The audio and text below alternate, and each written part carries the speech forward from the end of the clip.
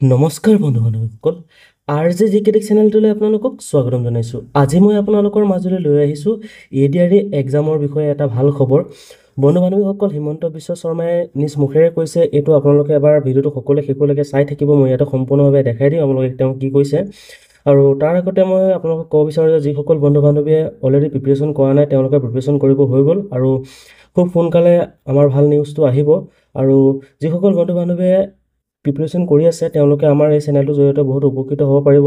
সেইবাবে চেনেলটো ছাবস্ক্ৰাইব কৰি ৰাখিব আৰু ভিডিঅ'টো আপোনালোকৰ বন্ধু-বান্ধৱীৰ মাজত শ্বেয়াৰ কৰিবলৈ নাপাহৰিব। বলুকেইটা ভিডিঅ'টো আৰম্ভ কৰোঁ। কেশৱ মহন্ত ডাঙৰীয়াই এই প্ৰকল্পটো হাতত লৈছিল। তৃতীয় চতুৰ্থ শ্ৰেণীৰ আপুনি নিযুক্তি দিম বুলি কৈছে।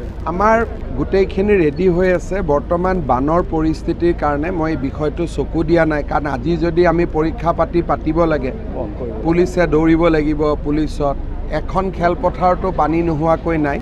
সেইকাৰণে জুলাই মাহটো অপেক্ষা কৰি লওঁ, তাৰপিছত এই বছৰতে আমি চব চেছ কৰিম। কেইবাজনো বিধায়ক এতিয়া MP হ'ল, এই ঠাইকেইটাৰ কেনেদৰে আগবাঢ়িব আপোনালোকৰ মৃত্যুটো?